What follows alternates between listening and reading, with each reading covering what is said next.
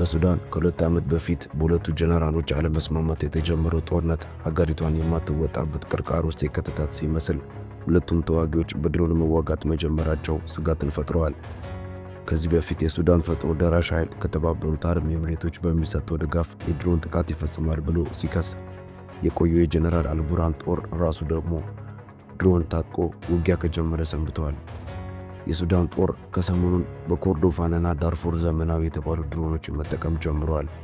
የሱዳን ጦር በአገር ውስጥ የተሰራ ሳፉርቅ የተሰኘ ድሮን ለውጊያ መጠቀም ጀምረዋል ሲባል፣ ተፋላሚው የፈጥኖ ደራሽ ኃይል ደግሞ አዳዲስ በታጠቃቸው ዘመናዊ ድሮኖች ጥቃቱን ማድረሱን ተያይዞታል።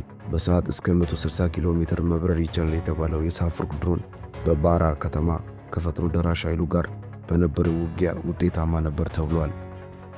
በዚህ ውጊያ ፈጥኖ ደራሽ ኃይሉ ኢላማ ያደረጉ 11 ድሮኖች ጥቅም ላይ ውለዋል ተብሎ ተነግረዋል።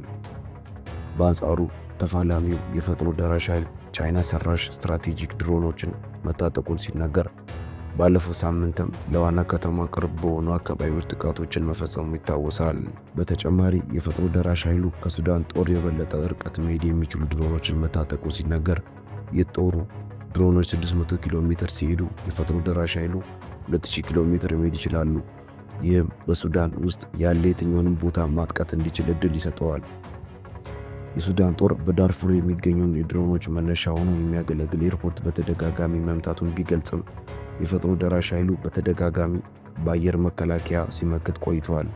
ይባስ ብሎ የፈጥኖ ደራሽ ኃይሉ ባለፉት 2 ሳምንታት ውስጥ የጦሩን 3 ቱርክ ሰራሽ ድሮኖች መትቼ ጥያለሁ ብለዋል። ሁለቱም ተፋላሚዎች ትኩረታቸውን ከመሬት ውጊያ ወደ አየር ውጊያ እያዞሩ ሲሆን፣ እነዚህ የተወሳሰበ ቴክኖሎጂ የሚጠቀሙ ድሮኖች በደንብ ለውጊያ መጠቀም መጀመራቸው ጦርነቱን እያባባሰ ይገኛል።